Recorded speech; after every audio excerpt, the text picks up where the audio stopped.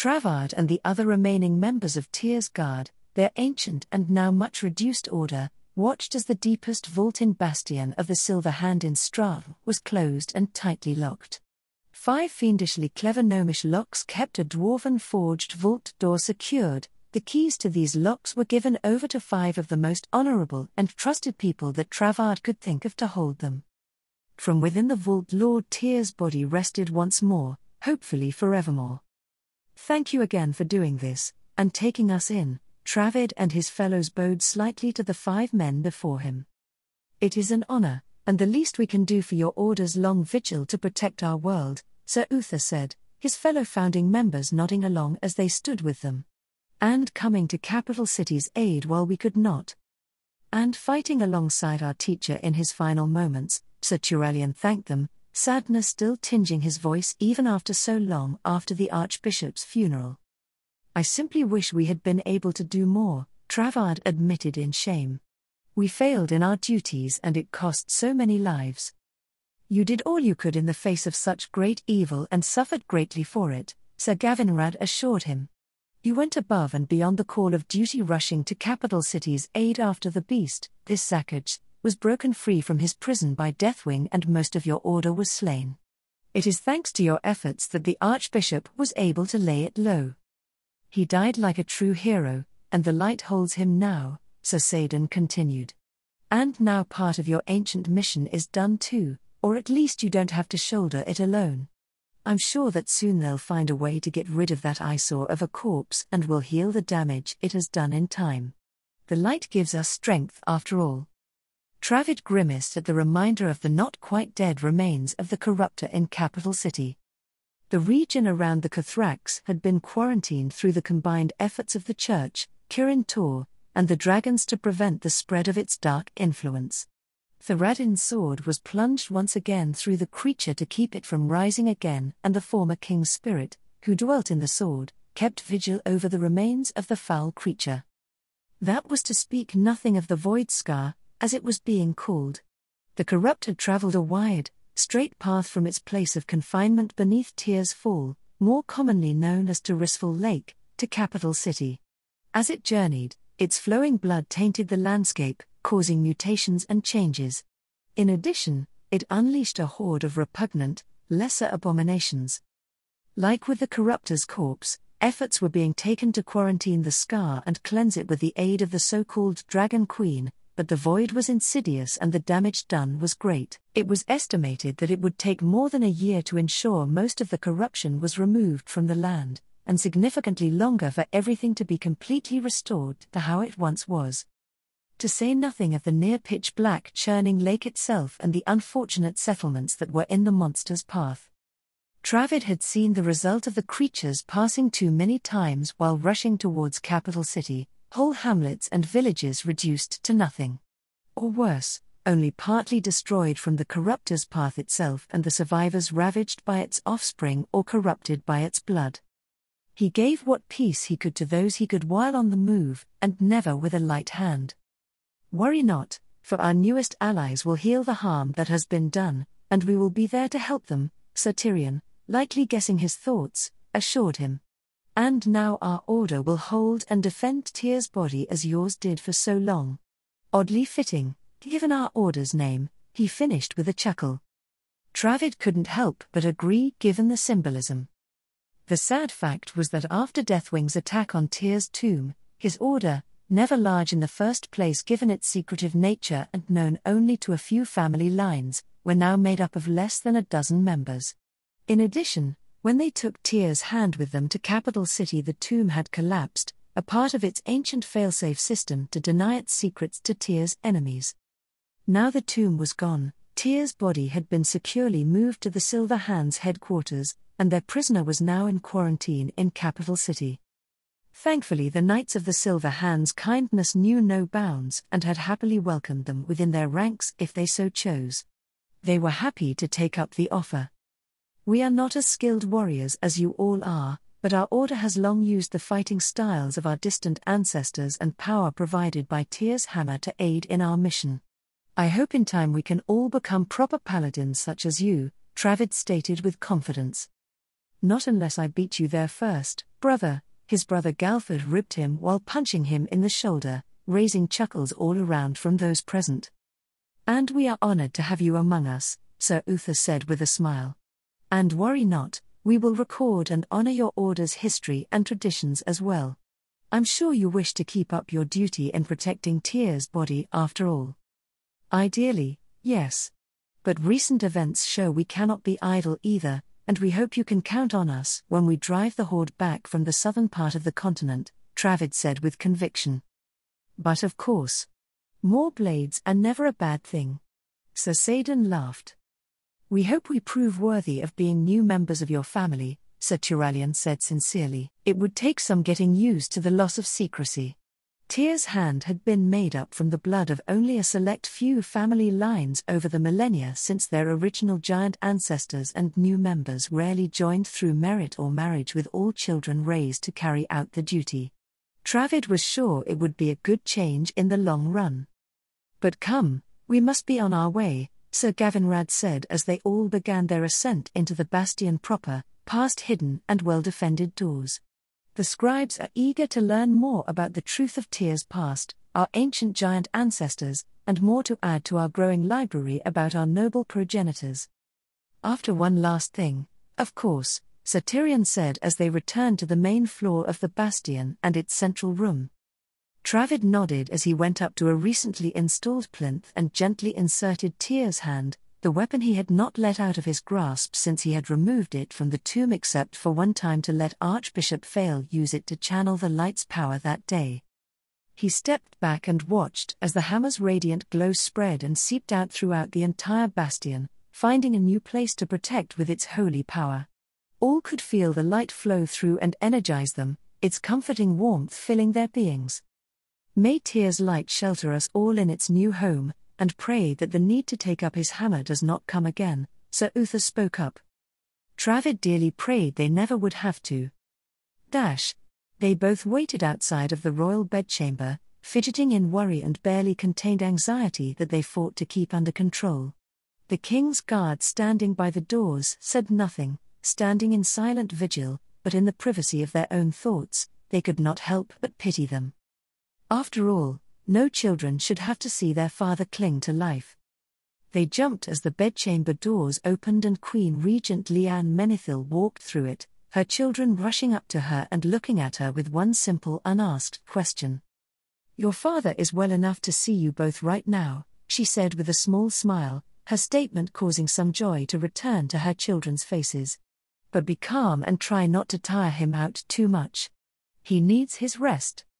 "Yes, Mother," Crown Prince Arthas and Princess Kalia said simultaneously as they rushed past her and into the bedchamber itself.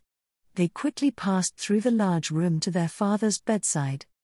King Terenas Menethil II rested upon a large comfortable bed and was reclining in as comfortable a position as was possible. A high-ranking priest of the Holy Light was sitting by the king's bedside at all times to see to his health with a tray of potions and artifacts of the light. Sadly, despite all the care given to him, he was a shell of the man he once was. Gaunt, pale, and sickly-looking, his horrid-looking injuries, covered by bandages and robes, caused him constant pain he could not escape. Most times it was a struggle for him to stay awake, but he sometimes had enough energy and clarity of thought to speak to his wife about the state of the kingdom, the alliance, and most importantly about their children. Once he became aware of the situation, Alexstrasza had personally come to Capital City to attempt to heal King Menethil's injuries, but the void had already done much damage to his body. As it was a miracle he was alive at all and not corrupted by the void, but even the stray shot on the palace from the Cathrax had left its mark and crippled him. The Dragon Queen claimed she would have been able to easily heal most instances of void corruption, but the Cathrax who had attacked their city was known as Zakaj the Corruptor for a reason.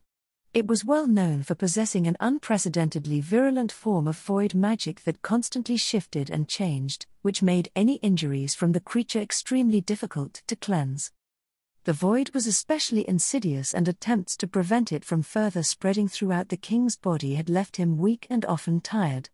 During his best times, he smiled warmly and greeted his children lovingly despite his injuries and general lethargic state. A true king stayed strong for those they loved after all.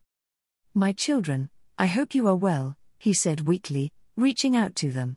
Brother and sister gently hugged their father so as to not cause him any additional pain. "Keeping up with your lessons, I hope. I can't be looking over your shoulder all the time anymore." "Of course, father," Arthur said with a strained smile. "I'm studying hard, training in the yard every day, and I ride with Invincible through the city to look over reconstruction efforts. I'm using the bow now, too," Kalia said with pride, before speaking again with some fear. "I have to help protect everyone if a monster comes again." "I'm sure it won't happen again, darling. But in case it does, I know you two will be there to protect our people," Terena said with a strained but genuine smile. "Just keep working hard and help your mother as much as you possibly can, but also find time to have fun for yourselves too. All work and no play will turn you both into dull elves," he mockingly warned. His children laughed at his words, cherishing these rare moments when life almost felt normal for them again as they talked with their father about everything, from important matters to the most trivial of things, just to have something to do with him since he could not move far from his bed anymore. But even like this they could enjoy their father's company for a time. Until, that is, his energy left him and he started to violently cough. The royal siblings could only stand still in worry as the priest's hands glowed and he ran them over their father's form to provide some form of comfort. The coughing slowly stopped, but it was clear that their father was no longer in the state to receive them. With great amounts of regret on both sides, the siblings said goodbye to their father and promised to return when he was better. They then slowly exited the bedchamber, passing their mother nearby, who kept a respectful distance while her children spent time with their father. She could see the tears in their eyes even as the door closed behind them. Leanne could only sigh as she turned back to her husband and sat by his side. "They miss you terribly and pray constantly for you to recover," she told him. "Hare, I'm afraid that if a being as powerful as Alexstrasza cannot fix me, then there isn't much that can," Terenas laughed sardonically, which turned into a wheezing cough. "Ah, worse than death but better than what could have been. I'm so sorry to put all the responsibility on you and Arthas now. He shouldn't have had to bear the duties of a king so early. Life rarely makes things convenient for us all," Leanne pointed out. "Still, despite everything, I am glad you still live and I promise to look after Lordaeron in your stead until you recover or Arthas is able to take the throne. He is working harder than ever these days. He and Varian practically live in the courtyard now sparring. Arthas wants to make you proud and he'll be a great ruler one day. Since he has you as a mother, I'm sure he will be a better king than I ever was," Tyrannas chuckled lightly. "One can only hope our children take most after me," she agreed with a smirk. He, the queen knows best. "Now, what news about everything else?" he asked seriously. "Are you sure? Maybe after you rest for a bit. I'm not dead yet, and if my wife has to shoulder the whole kingdom for me, the least I can do is stay informed and offer what counsel I can when able," he interrupted her while taking her hand. "Please let this worthless bag of bones be of use to you for as long as I'm able." "Of course, my love," she returned as she started updating him about the state of the world and decisions going forward. For no matter how much pain he suffered, the world moved forward and it was still the job of a monarch and a father to leave behind a better life for his subjects and his children, something he was determined to do even from a sick bed. With the end of what scholars were already calling the Second Great War, or just the Second War for short, preparations to re-establish control over the southern half of the continent was beginning to take place. Part of the Alliance military had been sent off to help repair the damage done by the Horde during its destructive invasion through the various lands and kingdoms. Although the Horde had failed in its objective to break the Alliance and most of its leadership and forces were defeated or captured, they had devastated the villages, roads, and the farmlands along their path, and much work had to be done to restore them. Many noble sons and daughters, who joined the Alliance's military, also received special leave of absence to return home and help in rebuilding efforts on their family lands, which had been heavily affected by the Horde's passing. Otmar Garithos, knight and heir to House Garithos, found himself returning to Eastweald and his hometown of Blackwood built along a lake of the same name. Sadly, it was far from a joyful return. But it wasn't the worst that it could have been. Otmar had asked his father's permission to leave home and join the alliance of Lordaeron's war effort against the Horde to uphold the honor of his house. He left with dreams of stopping this evil force, protecting the innocent, and defending places like his home. All of which he did. But at a terrible cost. While he was away, the Horde had come for Blackwood. By all accounts, it wasn't even their main target. Rather a random band of orcs, ogres, trolls, and whatever other foul monster saw an easy mark while the rest of the Horde invaded Quel'Thala's and the Alliance focused its efforts on fighting them and aiding the High Elves. His father, the brave and noble man that he was, had rallied the few remaining defenders to protect their people. And had fallen in doing so. Blackwood as a whole would have met the same fate, its defenders nearly overwhelmed, were it not for timely reinforcements from an unlikely source. Before the war, Otmar would have admitted that he didn't care much for spiders at all, especially the giant variety. But when he returned home to see Nerubians, those strange spidermen from Northrend, aiding in Blackwood's defense and restoration, he was quite gobsmacked. More so when his mother explained the situation to him. He mourned his father and those who died defending his home, but thanked the light profusely for preserving the rest of his family and the people under his family's protection. Most of all, he profusely thanked the Nerubians who came to their aid, even when they tried to write it off as part of their mission to perform reconnaissance of enemy raiding forces. And now he helped direct the rebuilding of Blackwood alongside his newest allies and getting to know the spiderfolk better, finding them pleasant company. I recommend that the human known as Christoph be appointed as your clerk and handle other administrative duties, the female weaver, the one in charge of this group and aiding in Blackwood's reconstruction, known as Kamet Kavid suggested. His skills in such things would have likely made him a vizier if he were Nerubian. I will speak with the man first, but trust your assessment, Otmar noted as he looked over the most recent reports on his desk. Blackwood's reconstruction is going well. Soon it will be as it once was, perhaps even better. I'm sure my father would have been pleased, he said with a grunt of pride. It is natural for each generation to seek to improve upon the last, Kamet, as he had taken to calling her for ease of use, agreed. Soon this settlement will be productive again and can add its resources to the growing need of the Alliance as a whole. Faye, using our food to feed murderous prisoners. Such a waste, Otmar growled. It does seem like an ill use of feedstock, but it has been made clear that exterminating the Horde is not an option the Red Dragons will agree with, Kamet seemed to shrug carelessly. Thus the best course of action is to concentrate and contain them so that they are properly controlled. Mayhaps in time they can be put to productive use to make up for the resource drain. Least they can do after burning our homes, Otmar agreed.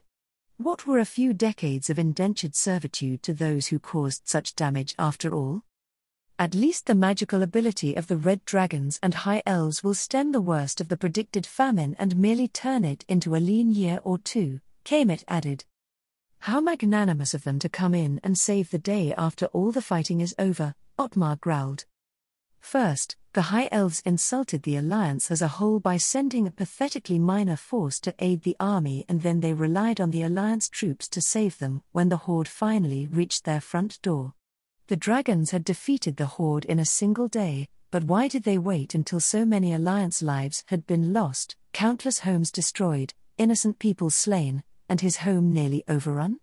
He had trembled with anger at the news that the capital city had been assaulted by a giant monster and nearly destroyed. Garithos had wept at the death of the archbishop who had helped so many over his long life. Why did the rest of them have to sacrifice so much for the sake of others who barely seemed to care? At least the Nerubians, strange as they may be at times, were upfront and honest about things. They had not joined the Alliance's war with the Horde right away. They were still new after all and still trying to understand their suddenly expanded world, but they did provide access to their war beasts and specialists. Once they did join the war, they moved as fast as they could to get soldiers and powerful spider lords to the eastern kingdoms to assist despite the difficulties in moving their troops all the way from Northrend. Compared to the uppity high elves, who only cared to send their main army after the war affected them personally, and the dragons, who made demands for ending the war, the Nerubians had acted in good faith with the alliance. Now that the fighting here in the north was over, he had no doubt that the High Elves were attempting to wiggle out of any future responsibility. Self-important cowards. There is still much work to be done, and defenses should be strengthened to account for future threats such as horde remnants, forest trolls, gnolls, bandits, and other potential issues that could plague a post-war environment, Kamit listed. You should also attempt to expand farming and other industries here in Blackwood and surrounding lands under your control to improve overall production. We'll get to it then, Otmar confirmed. While our soldiers go to reclaim the south, we must be here to support them. Indeed, Kamit said simply. We hope to continue our mutually beneficial relationship with each other, Baron Garithos. And I, the same, Otmar said honestly. If the war had taught him anything, it was that in the face of crisis, you learned who were your true allies, who were the enemies that had to be destroyed, and who were the snakes in the grass ready to use you until you had nothing left to provide and then tossed you aside. It had been humanity who helped save the High Elves during the Trolls' Wars, and most recently, it was the dwarves and gnomes who helped occupy the Horde in the south, and the Nerubians who fought with the eastern kingdoms without taking the easy option of staying back at home. Otmar Garithos intended to take this lesson to heart. While most of the Horde and its leadership were defeated and captured thanks to the efforts of the Alliance and its allies, that did not mean that the fighting was done. There were still large numbers of the Horde soldiers squatting in the ruins of the Kingdom of Stormwind, and naturally, the dark portal itself that connected their homeworld to Azeroth in the first place. Already the Alliance was preparing a combined military force made up of the Seven Kingdoms, Eerie Peak, Quel'Thalas, the Church of the Holy Light and their paladins, Azrael Nerub, and even a few of the Dragonflights to help reclaim it all and push the Horde back to the portal. But there was much to be done at home still, such as dealing with other threats within their borders. Namely in the form of bands of Horde remnants who escaped capture into the countryside of various kingdoms that needed to be hunted down and dealt with one way or another. The last thing the Alliance wanted was threats at their backs while their forces were away, something Capital City had dealt with to terrible effect. These remnants though would not be easy to find, their small size making it easy for them to disappear into the little-known places of the world. Which is why specialized task forces and groups were made to track them down, utilizing the skills and abilities of all the members of the Alliance while also encouraging inter-kingdom cooperation. One of said groups would become legends in time, but for now were some of the most effective hunters of the Horde's remnants throughout the eastern kingdoms. Ronin of Dalaran, Virisa Windrunner of Quel'Thalas, and Falstad Wildhammer of Eerie Peak. 3 unlikely people made allies, fast friends, and for at least 2 of them, something more.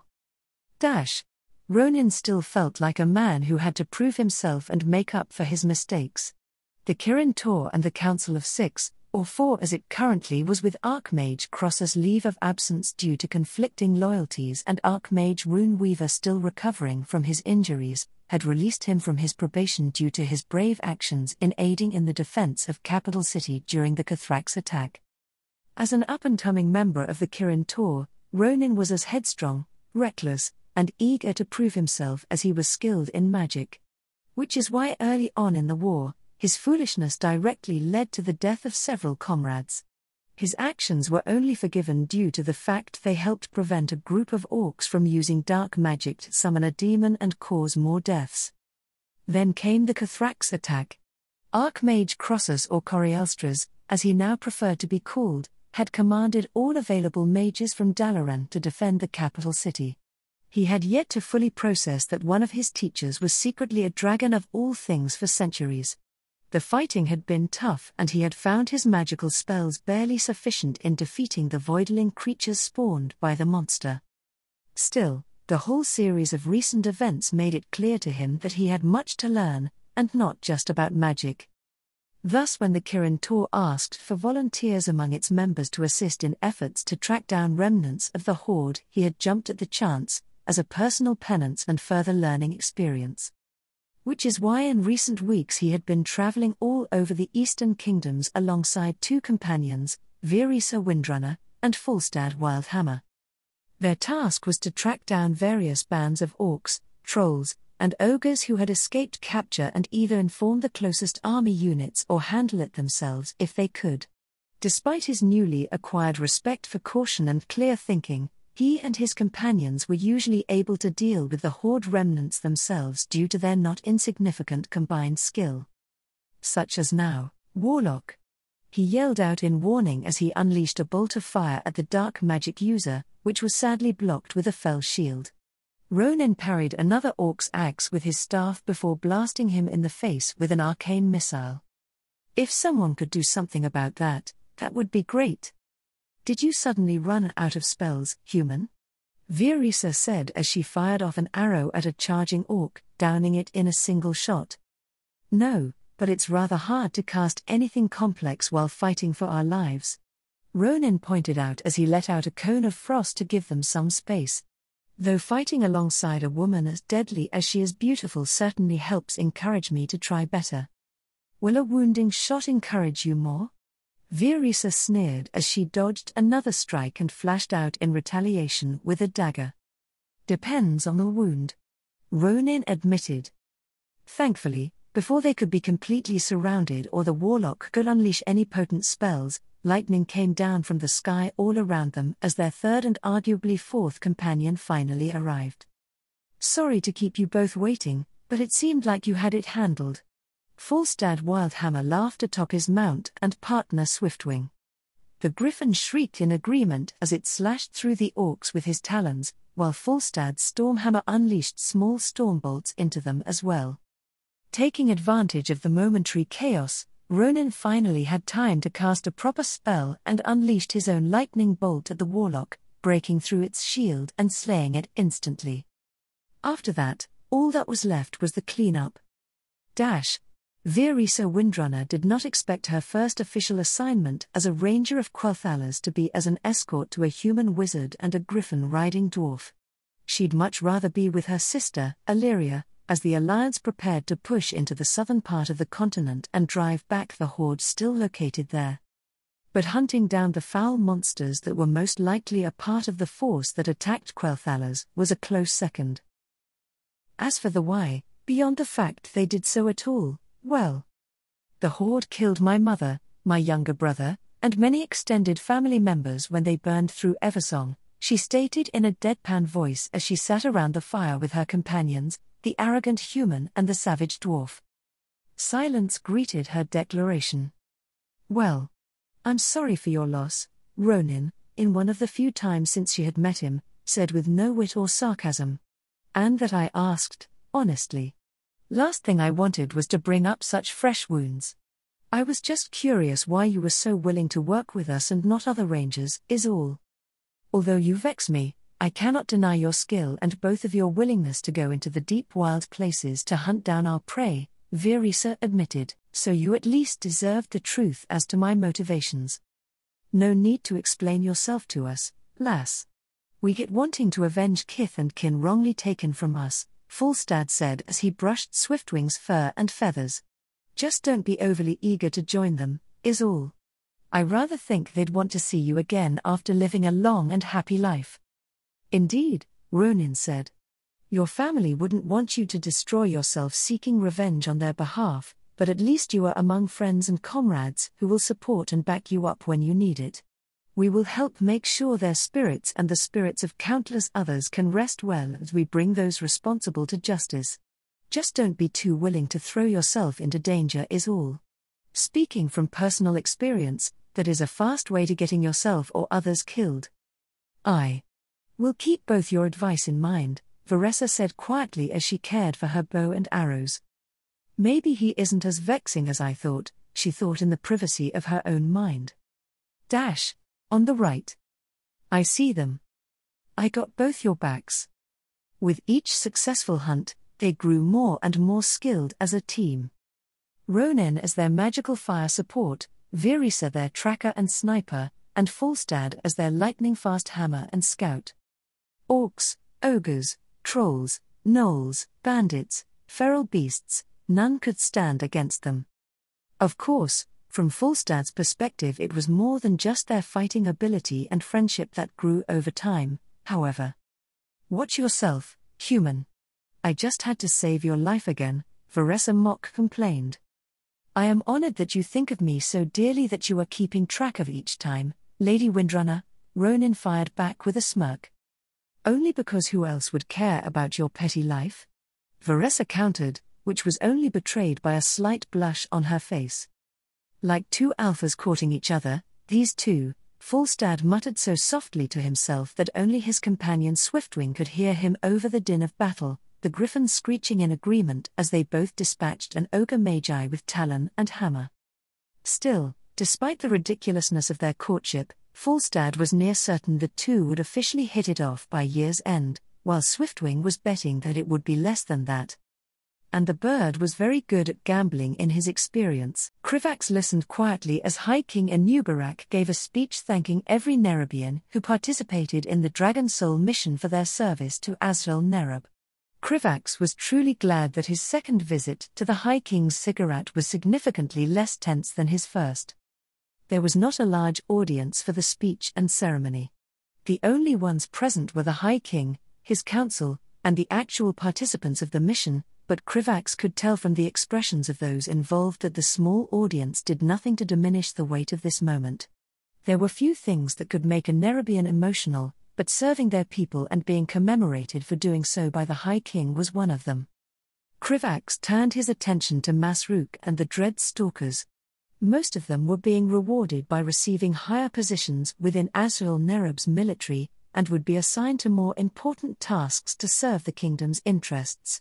Azrael Nerub would be restructuring its military and society in the coming years, and a large part of that would be making sure that it could secure its interests on the surface world.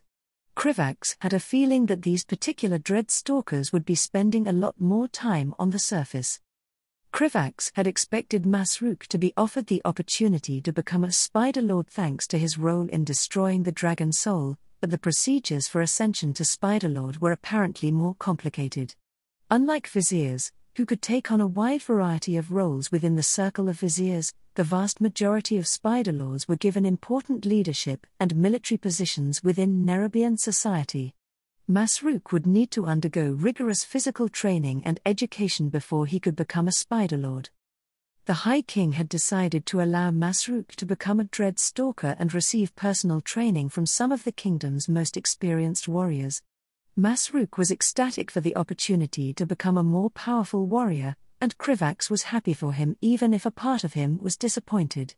He hadn't really thought much about it, but Krivax was aware about how much longer his lifespan was compared to that of a Nerubian below the highest castes. Krivax highly doubted that old age would be the thing that killed either him or Masruk given how dangerous the future was, but it was still something that he kept in mind.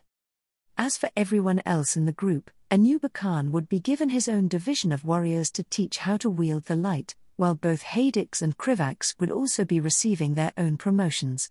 At least, that's what the High King had told him when Krivax last spoke to him about the ongoing affairs in the Eastern Kingdoms. In a society like Azrael Nerub, the reward for serving your people well was the privilege of being able to serve them better. The High King's speech was a relatively straightforward affair. He touched upon matters of duty, sacrifice, and the greater good of the kingdom. He presented them all with ceremonial sashes woven from Azrael Nerub's most valuable silks to commemorate their excellent service. After that was done, High King Enubarak went on to announce everyone's promotions. Krivax mostly checked out until the High King was about to announce the creation of their new group of light-wielding warriors. Azrael Nerub has asked much of Anuba Khan over these past few centuries, and he has never faltered, said Enubarak, turning to address his fellow Spider Lord. No matter what we have asked of him, he has done everything in his power to see it done. When I sent him to the surface world with our delegation, it was with the expectation that he would protect them and seek to acquire new advantages for Azrael Nerub. He has succeeded greatly beyond our projections. It has been made abundantly clear to us how useful the light can be to our kingdom, and we fully intend to make use of it." The High King paused, as the light around Nerubian momentarily flared up, but smoothly continued after seeing that it was nothing to be concerned about. "On this day, I announce the creation of a new military subdivision dedicated to training and deploying warriors trained in wielding the light," said High King Nerubian. "This subdivision will be known as the Guardians of Nerub, and Nerubian shall be its leader. I have no doubt that he will serve this kingdom well in his new role, and turn the light into a powerful force to serve the interests of Azrael Nerub." Krivax glanced over to Nerubian as the High King revealed the name of Azrael Nerub's new order of paladins. Nerubian bowed to the High King before speaking. "Thank you, Your Majesty. I have grown to deeply believe in the light as a path forward for our people, and look forward to proving it to be true." High King Nerubian nodded toward his subordinate before turning next to Vizier Hadix. "Despite our previous disagreements, there are few in Azrael Nerub who know more about the Void or who have done more to protect our people against its threat than Vizier Hadix," said High King Nerubian, with only the slightest amount of reluctance in his voice. "He has done so for most of his life, and he risked his life to do so again when he successfully retrieved the dragon soul from the two-headed ogre who held it. Such service merits recognition, and as a fitting reward, he will be granted the authority to spearhead the Anomalous Magic Research Division's efforts on the surface world." "Thank you, Your Majesty," said Vizier Hadix before bowing to the High King. "I will do everything in my power to ensure I do not fall short of your expectations." "See that you do not," said the High King, his many eyes firm as he looked down at Vizier Hadix. "This role has been given to you as an acknowledgement of your competence and resolute efforts to combat the Void, but I have not forgotten your role as a member of an organization that directly undermined my authority. If I see any sign that you are acting against the interests of Azrael Nerub, then you will not enjoy the consequences. Am I understood?" "You are understood, Your Majesty," said Vizier Hadix, his voice calm and steady. "Good," said the High King before turning to Krivax. "In that case, we will move on to the final individual to be rewarded for their service today. Vizier Krivax, in the few short years that you have been alive, you have already done much in the service of Azrael Nerub. From forming a beneficial relationship with the Tuskar to discovering multiple new continents that were previously unknown to us, and performing admirably in your role as a diplomat where other Nerubians many times your age would have likely done much worse. For this, and in recognition of your role in destroying the Dragon Soul, I intend to place you in a leading role for Azrael Nerub's new organization of diplomats, the Foreign Outreach Division." "Thank you, Your Majesty," said Krivax, genuinely pleased and nervous with this development. It would make his life much easier now that he had genuine and significant political power. "I won't disappoint you." "I trust that you won't," said High King Nerubian. "Despite your young age, you have done much for this kingdom, and that has not gone unnoticed." The rest of the ceremony passed by quickly as the High King gave a closing speech about new responsibilities and faithfully serving Azrael Nerub. Once it was done, everyone began to make their way out of the cigarette, and Krivax made to do so as well until he was suddenly stopped by the High King. "Stay behind, Vizier Krivax. There are a few matters about the ongoing affairs of the surface world that I would like to speak with you about." Krivax stopped short, turning to look towards Hadix and Masruk. Hadix looked at him and nodded before filing out of the room alongside the others. Masruk gave him a look of support before following along. "Yes, Your Majesty. How can I help you?" asked Krivax as he approached the High King. The only ones left in the room aside from the two of them were a few dread stalkers standing stoically to the side, so he couldn't help but feel nervous. "I wanted to take this opportunity to speak with you about Azrael Nerub's future priorities on the surface world," High King Nerubian explained. "As our kingdom's leading diplomat, we will be relying on you to keep us abreast of any developments.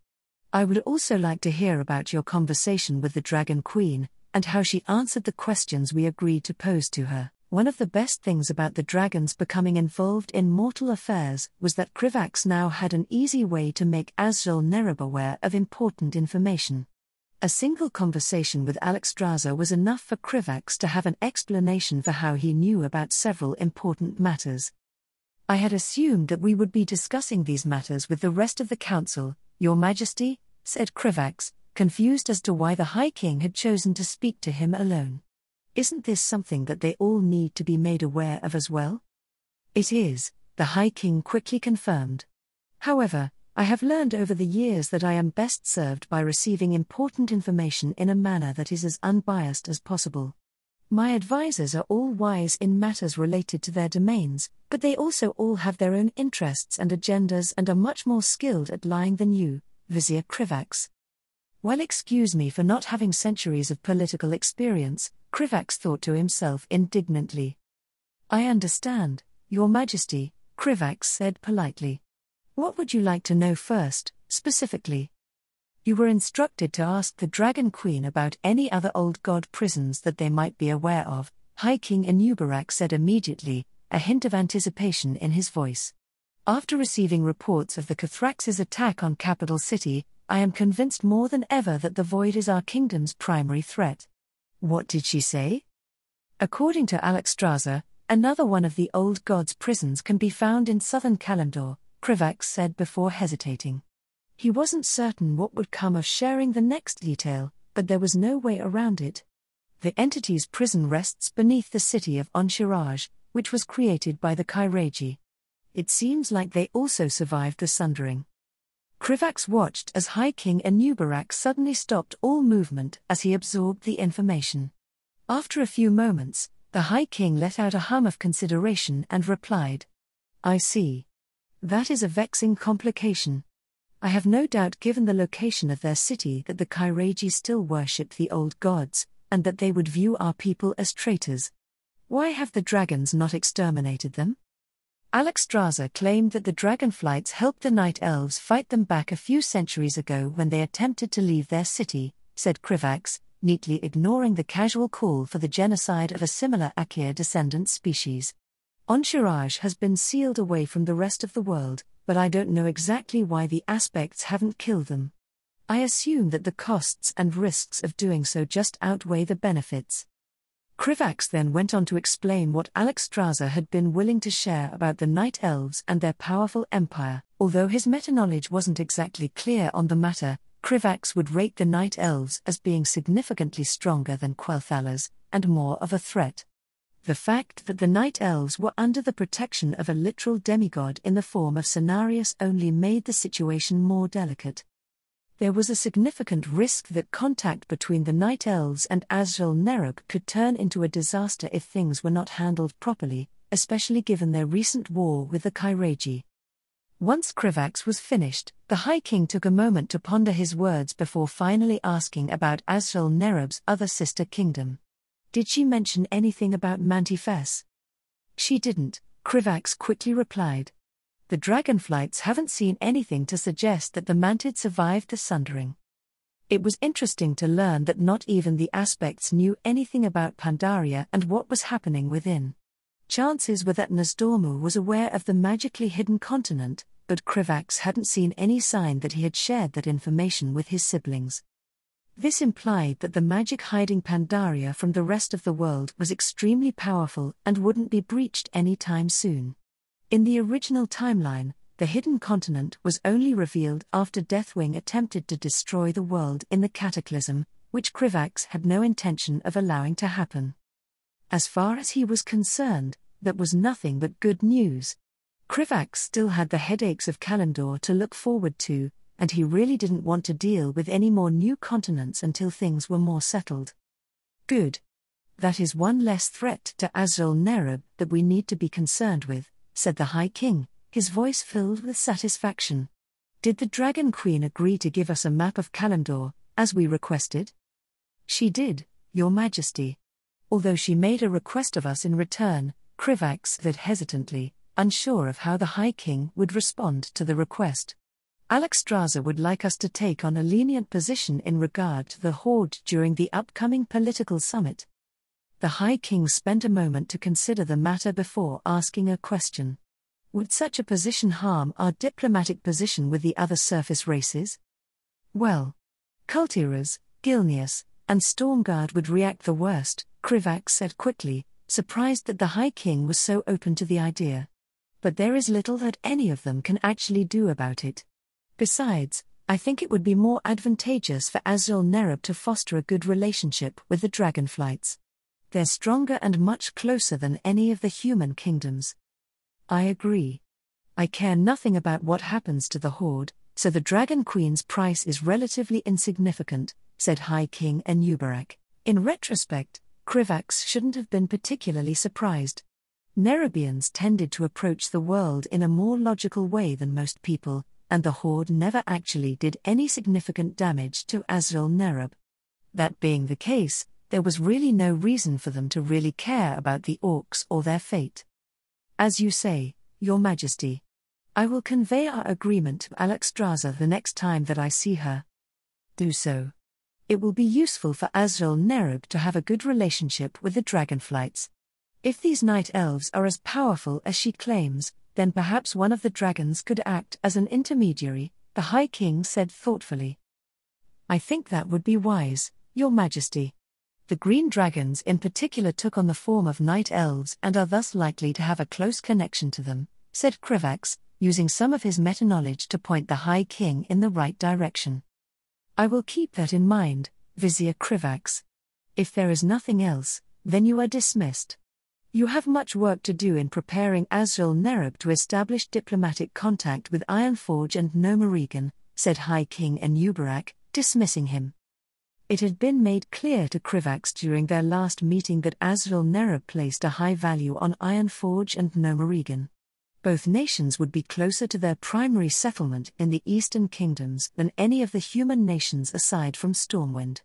Aside from that, the Circle of Viziers was extremely interested in Dwarven and Gnomish technology. Actually, Your Majesty, there is one matter I would like to bring to your attention, said Krivax, causing the High King to look at him with curiosity. After retrieving the map to Udaman from his spatial bag, Krivax handed it over to one of the nearby Dread Stalkers, who quickly examined it for malicious magic before presenting it to the High King. A project that I started with my authorized discretionary budget has managed to achieve something worthy of your attention. I hired goblins, those not aligned to the Horde, to search for any facilities resembling Aldar in the Eastern Kingdoms, using information given to me by the Explorers League about locations worthy of investigation. That got the High King's undivided attention, and he quickly controlled a skitterer to unroll the map and place it on a nearby desk. This potential facility is in Kars Moden? The High King asked idly as he continued to focus on the map. If that is the case, then your upcoming trip to Ironforge has become more important than ever, Vizier Krivax. I expect you to make exploring this facility your first priority. Of course, Your Majesty. I intend to make contact with the Explorers League headquarters as soon as I arrive in the city, said Krivax, pleased that everything was beginning to come together. Once the Keeper inside Udaman was discovered by the Explorers League, then it would be trivial to make sure the Dragonflights also learned of him. Since they should know that Arkidas had the ability to open a path to Deephome, the Aspects would be able to use him to finally finish off Deathwing. As Krivax continued to discuss the matter with the High King, he found his mind drifting to how much better off Azeroth would be if his plan worked. A keeper who hadn't been either incapacitated or corrupted by the Void would solve so many problems that Krivax had no way of dealing with by himself. After what happened to Capital City, Krivax wasn't sure how he would handle it if his actions managed to cause another unexpected tragedy to occur, so he hoped desperately that his plans would work out. Zul'jin stumbled up the steps of the temple belonging to Janalai, the Dragonhawk Lower, doing his best to ignore the pain in his severed stump of an arm. It had been a little more than a week since he had escaped the tender treatment of the cursed elves, and there was still no sign of his limb beginning to regenerate. Zul'jin was filled with nothing but hatred as he thought of the damned elves, but he had to admit that they knew how to make a troll hurt. They'd chained him up to a stone pillar, taken out his eye, and carved into him with enchanted blades that caused more pain than they should have. The only way he'd been able to escape the chains was by cutting off his own arm with a discarded spear. Zul'jin assumed the cursed elf magic was why it wasn't coming back. He knew he'd be able to learn how to fight well enough with the one arm, but he wouldn't mind having back the other one so he could kill the elves more easily. The witch doctor had to use a whole lot of mojo to keep him from dropping dead once the raiding party managed to drag him back to Zul'jin. It didn't help that every witch doctor was working themselves to the bone trying to heal all of their wounded. It wasn't much longer after he'd healed enough to get around on his own that the priests told him Janalai wanted to commune with him. Zul'jin respected the Loa as much as any other troll who knew what was good for them, but he wasn't happy about being called by one of them. The best way to deal with Loa, in Zul'jin's humble opinion, was to give them their sacrifices when they asked for them and do your best to not draw their attention. Halatsi had eaten half a dozen of his priests over the past few years for angering him, and Zul'jin didn't want to end up the same way. He'd never had any business with Janalai, but he'd heard she was one of the more reasonable Loa. The Dragonhawk usually only ate the elves they sacrificed to her, and she didn't mind paying them back when she was in a good mood. "The Loa be waitin' for you, Zul'jin," said the priestess as he got to the top of the temple. "I hope so. Didn't walk up here for my health." Zul'jin just nodded to the priest as he walked by. It wasn't wise to run your mouth at a Loa's priest when you were standing in their temple. That's a good way for a troll to end up screaming in their belly. The inside of the temple was filled with shiny gold trinkets, statues carved in the shape of dragon hawks, and all the other things that Loa liked to see. Although he couldn't see them, Zul'jin could feel eyes watching him from every direction as soon as he passed through the entrance. He knew that those eyes most likely belonged to the spirits of the trolls who swore to serve Janalai in both life and death. Zul'jin didn't pay much attention to all of that though when the massive spectral form of the Loa was right in front of him. Dragonhawks were weird-looking things, with the head of a hawk, the body of a serpent, and two large feathered wings coming out the side of their bodies. Janalai herself was covered in green and red feathers and was at least 3 times bigger than any natural dragonhawk Zul'jin had ever seen. "Zul'jin, you've arrived," said Janalai, her beaked mouth staying still as her voice echoed through the temple. "As you commanded," said Zul'jin after bowing respectfully to the Loa. "Your priests didn't say what you'd be needing me for, mighty Janalai." "They didn't say, because I didn't tell them," said Janalai as she carefully studied him. Zul'jin was careful not to react as she circled around him, her serpentine body blocking any path he might have used to escape. "I've heard much about you from my worshippers, little troll. The people speak of the hero who managed to escape from the elves and even cut off his own arm to do so. I decided that I wanted to get a good look at you for myself." "And what is it that you see, great Janalai?" Zul'jin said politely, even as he felt his muscles grow stiff with tension. "Nothing that I haven't seen before. A troll filled with hatred and resentment," said Janalai, her gaze knowing as she looked down on him. "You are far more cunning than most, and I can see a deep determination within you to right the things in the world you think are wrong. You could have perhaps made for a good priest at one time, but you are good for nothing more than being a warlord as you are now." "Sorry that I not be up to your standards then, mighty Janalai," said Zul'jin, forcing himself to keep the bitterness out of his voice. "Oh, you misunderstand me, little troll. A warlord is exactly what I am looking for," said Janalai, her tone one of satisfaction before turning into something more conversational. "Tell me, Zul'jin, what do you know about the Forbidden Temple of Ulatk? It be a temple near the coast that the Loa forbid anyone but their priests from approaching," said Zul'jin, confused by the Loa's question. "Every troll in Zul'jin knows not to go there." "Yes, but you do not know why," said Janalai, her voice growing solemn. "Within the temple is the corpse of a creature we killed long ago before the world was shattered apart by the foolish elves. It was a Cathrax, one that led the armies of Azjarkaya in a war against the ancient troll empires of old for nearly a century. After the creature was slain, Azjarkaya broke apart into 3 separate kingdoms and the trolls became the uncontested mortal rulers of this world. Until the elves overthrew you, at least." These weren't stories that Zul'jin had ever heard from any of the priests, so he assumed they weren't ones the lower had a habit of sharing. They were interesting in their own way, but hearing about his people's glorious past only made their present failures more clear. Why are you telling me this, mighty Janalai? Because, Zul'jin. Akathrax was brought back to life several weeks ago and went on to attack a human city to the west, said Janalai, her eyes growing distant as she gazed at something Zul'jin couldn't see. Not only that, but the descendants of the Akir are expanding their kingdom to this continent. My peers might be content to stand by and ignore the happenings of the world, but I find these developments extremely concerning. Had Akathrax been the one to be brought back, I doubt I or any of Zul'jin's lower would have been able to stop it in our current state. Zul'jin was more than a little surprised at the lower's words. He didn't know of anything powerful enough to take down one of the lower, much less all of them working together. What do you want me to be doing about it? I doubt I can help you fight off anything you can't handle on your own, great Janalai, Zul'jin said cautiously. Janalai drew closer to him, and Zul'jin was certain that he had her full and undivided attention. I have a plan to address this matter. However, it is not without risk and I require a mortal servant to enact my will on this world. Tell me, if I were to offer you my power, Zul'jin, what would you be willing to offer in return? Everything, Zul'jin immediately replied. If the lower could give him enough power to protect his people and enact his vengeance against the elves, then there was nothing he wasn't willing to give. Excellent, little troll. I'm glad to see such conviction, said Janalai, pleased with his response. If you are truly willing to become my servant, Zul'jin, then prove yourself.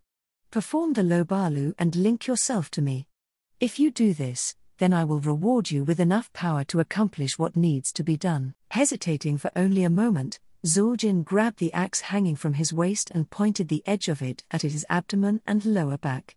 Trolls were hardy folk and could regenerate a lot, but it was widely known that this part of the body was the safest to perform a Lobalu. Zul'jin only winced a little as the edge of the axe cut into him and carved off a piece of meat to sacrifice to the lower. Janalai said nothing and merely watched in anticipation until the Lobalu was complete. Zul'jin made certain to catch the sacrifice before it could fall to the ground and then presented it to the lower. As soon as the piece of meat disappeared into the lower's enormous beak, Zul'jin could feel a strange connection form between him and Janalai. As Zul'jin attempted to adapt to the unexpected shift, he was suddenly engulfed by a powerful surge of energy coursing through the link and into his body. It felt rather similar to the time an elvish mage tried to burn him alive. Once it was finally over, Zul'jin came back to awareness to find himself on his hands and knees as he struggled to catch his breath. It took far longer than he would have liked for Zul'jin to notice that he once again saw with both eyes and had both of his arms, although the one he had just regained was changed. Zul'jin carefully studied his new arm and ran his fingers along the scales that covered it. His left arm reminded him of something he would see on a hawk and ended with wickedly sharp talons that Zul'jin was eager to put to use. The priest left a mirror around if you would like to study the rest of your changes, said Janalai, her voice audibly more tired than it was before. When I funneled my power into you, I decided to fix some of your deficiencies. Zul'jin looked to where the lower was pointing and saw the mirror she had mentioned. After bowing the Janalai with more respect than he had ever bowed to anyone before, Zul'jin quickly made his way over to see what had changed. The first thing that he noticed was that the eye he had lost to the elves had also changed. Much like the lower's own eyes, the pupil was a faintly glowing yellow, but it was there and worked better than ever. Zul'jin was certain he would now be able to see the elves coming far before they saw him, which would make it much easier to kill them. He was glad to see that most of his body remained unchanged, aside from seeming noticeably younger than the last time he looked. Zul'jin was not an old troll, but he'd begun to feel the effects of time beginning to dull his reactions and slow him down. After the lower's empowerment, Zul'jin felt stronger than he ever had before. Feeling a source of power dwelling deep within him, Zul'jin marveled as he suddenly let loose a stream of fire from his mouth that rivaled that of any dragon hawk. Slowly, Zul'jin got his new abilities back under control and turned to the lower who had given to him. I would have done more, but you mortals haven't been offering enough worship or sacrifices in recent times, said Janalai, her tone one of irritation. If you can change that, Zul'jin, then we will both benefit greatly. Oh, you don't need to be worrying about that anymore, mighty Janalai, said Zul'jin, overjoyed as he basked in the power he had been given. I'll be bringing you all the power you need. I'm going to enjoy capturing those elves and sacrificing them on your altar. Once my reign is secure, Zul'jin will venerate you above all lower. That will have to wait until my peers are unable to stop us, little troll, Janalai said with amusement. Zul'jin wasn't surprised by the lower's response. Although he wasn't a priest, he knew that the lower often worked to undermine one another. However, attacking Quel'Thalas is not quite what I had in mind. What? Why not? Zul'jin shouted in outrage, furious that the lower would deny him the chance to use these powers to tear apart the elves. Almost instantly, Zul'jin once again found himself on his hands and knees as a massive sense of pressure seemed to force him to the ground and engulf his entire being. I would suggest you remember who you're talking to, Zul'jin, said Janalai as she loomed over him. Many times, trolls have tasted the slightest bit of power from a lower and thought themselves stronger than they were. Don't think that you're important enough that you can shout at me. Of course, mighty Janalai, Zul'jin grit out between clenched teeth. He hated being forced into such a humiliating position, but there was little he could do against the lower. I apologize. I simply forgot myself in my excitement. Janalai allowed the pressure to remain for a few more moments before suddenly retracting it. Good. Don't worry, little troll. I've lived long enough to have learned that mortals like you occasionally need to be reminded where they stand. It is something that I've grown used to. Zul'jin wasn't sure how the lower wanted him to respond to that, so he simply clenched his fist and moved on from the subject. Great one, why shouldn't we wage war on those cursed elves? Wouldn't this power allow me to capture more of them to sacrifice in your name? Zul'jin asked once he had calmed down. Why do you think this war would be any more successful than your others, mortal? Janalai asked pointedly, a note of contempt creeping into her voice. Not only are the elves currently well prepared for war, but they would also receive the aid of the human kingdoms as well. After you chose to ally with the Horde, Zul'jin would be lucky if it didn't find itself fighting every other nation on this continent. Besides, if all it took for you trolls to defeat the elves was a small empowerment, your people wouldn't have lost most of their land. The lower's words hurt like a knife to the belly, and Zul'jin felt bitterness boil up within him at the damned elves, the humans, and his people's inability to defeat them. I can feel your resentment, little troll. Zul'jin has been trapped in a bitter cycle for many centuries, Janalai said knowingly. You trolls lose a war, which means you don't have any elves to sacrifice, which then leads to us lower not having enough power to aid you. Your worship lessens and Zul'jin grows weaker. Then you lose the next war and the cycle repeats. This cannot go on, Zul'jin, or it won't be long before any of us have a place left in this world. Zul'jin knew the lower's words to be true because he had seen it his entire life. Constantly, they fought the elves and humans, yet their territory continued to shrink no matter how hard they fought. If it wasn't for the lower, then he knew without a doubt that his people would have already been exterminated by the elves. Then what do you want me to do, mighty Janalai? Asked Zul'jin, hoping the lower would truly have a plan to pull them off of this path. You will go south, mortal, Janalai said firmly. The Gurubashi have remained splintered ever since Zandala prevented them from summoning Haka, and their lower have grown weak as their worshippers grow lesser in number. There is much power there waiting to be claimed, and many trolls who are willing to fall under the service of a powerful warlord. While the Alliance enjoys its peace and continues to further its cooperation with the descendants of the Akir, we must use this time to grow strong, Zul'jin. Peace will not last forever. This won't be easy, Zul'jin said after a moment. The Gurubashi ain't used to taking orders from outsiders, and their lower aren't going to like me in their territory.